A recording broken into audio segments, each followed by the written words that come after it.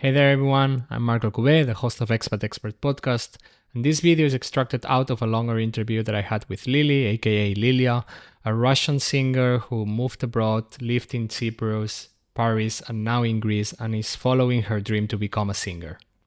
It's like, it's like I get on this vibe. For example, my Greek cover, the way I recorded it, it was crazy because I was just in Montenegro and I had to go to Serbia, and I was gonna go myself. I was driving, and I realized that I know some guys in Serbia. I know a great music studio, and I was like, as long as I'm in Belgrade, I mean, I might as well record something.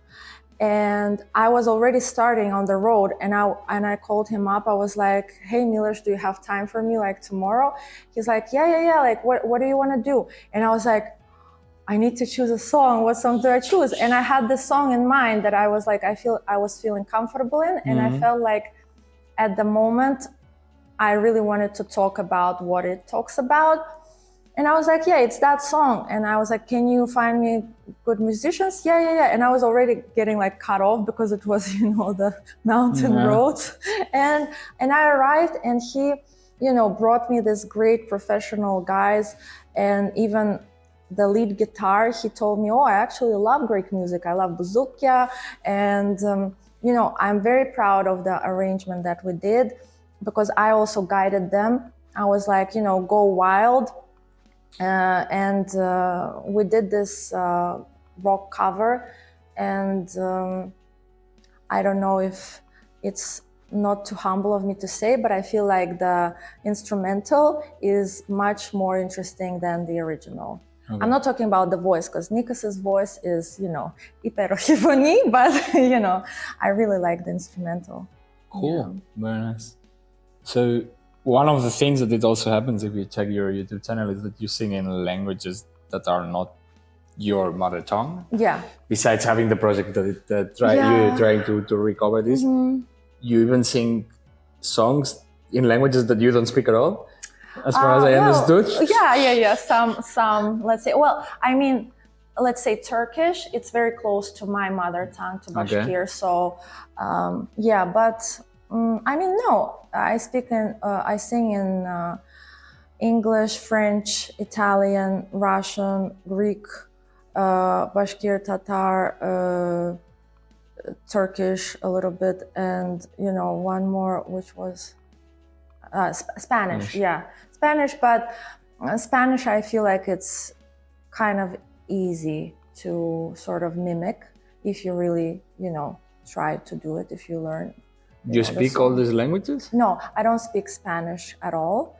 But you can mimic it out Turkish. Of the Italian, for example. Yeah, okay. Of course. Yeah. Mm-hmm. Cool. Very nice. Do you have any projects going on right now, like any new songs that you are working on, like something that you're... No, I mean, it's like I'm always keeping it in mind, but for me, it's important to have a good studio and good musicians. And for now, I'm still searching for musicians that I like. And it's also important to vibe on the same song. So as soon as I meet someone, I'm very quick. I'm like, let's do something, let's go, let's start a band. I have like several bands going on. But they're still in the very like beginning shape. But I'm in this kind of vibe that I'm very, let's say, active at finding jobs, finding venues, performing. And in order to record, I think you have to be in a bit different mood. You have to, take it easy and really like feel the song, and so that it comes out the way you want it to. Cool. Yeah. How is it the whole part of like, because I always imagine it like being the worst of the worst, like finding jobs, finding gigs, finding places where to play. How is it here in Greece? Like how... Well, in Greece, as I think in any industry in Greece, connections matter. So That's all I'm gonna say. No, having the cousin of a cousin of a cousin who Yeah, knows who owns a bar there, and then they have this night. Yeah. Okay. So it's like easy and hard at the same time. But I went to so many auditions. I went to auditions where they accepted me. They were like, yes, you're gonna start at Buzukia like next week, and then this club doesn't even open, or the owners don't agree between themselves who, if they even want to have music in their venue, like in their restaurant, for example, or or they end up hiring a relative. It's all like a part of the process. I'm not even talking about like the darker sides of this. That's not for your podcast. I can imagine. Yeah. So, and I'm trying to avoid all this. And if it doesn't work, it doesn't work. It's fine. It will work out sooner or later. Like I'm not discouraged, but I do feel like sometimes I'm in this La La Land movie. Okay, I see. Without being depressed, but yeah. Cool. Well, that's a good part, though. Yeah, it's really difficult. I mean, I moved around some circles. One of the funny parts when you said like that COVID stopped. When I said before that in Germany there was not like a strict lockdown, and you could actually say like, okay, this is the family house, so you could go to that place. Mm-hmm. You could register up to 3 households thingy, mm-hmm. like circles of houses that you will be visiting. And one of the ones was the one of my best friend in Frankfurt, one of my best friends in Frankfurt, which happened to be also my vocal teacher and singing teacher. So what kind of style? Are you a rock singer? I imagine by your tattoos. No, not at all. Actually, I actually started a little bit like the same, opera singing, musical. You're a tenor. I'm a tenor, I imagine, yeah. I did like classic, a lot of like, not 100% classic, more like in musical theater. Mm. I've been in choirs. What is your favorite musical? Oof, that's a very difficult one. I don't know. I really love one, but it's a local one. It's a Catalan production. What's it called? It's called Maricel.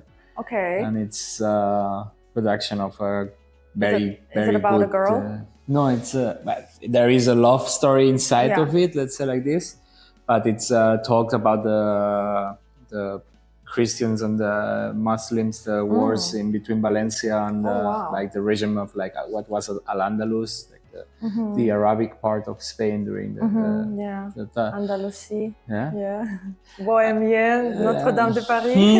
Exactly. So it's a story inside of a pirate boat of Islamic pirates who has captured some Christians, and it's a love story of a Christian girl and the pirate captain, and it has very I really want to like check it out. It's in YouTube actually. If you want to check it out, big recommendation. It's in Catalan, but no, if you speak French, you will understand it. I don't mind even if I don't get it. I mean, French and Catalan are really close. So if you speak French, a lot of French people understands more Catalan than Spanish some of the time. So so I did that, and then with Frank, which was this vocal teacher that I had, very good friend of mine until now actually.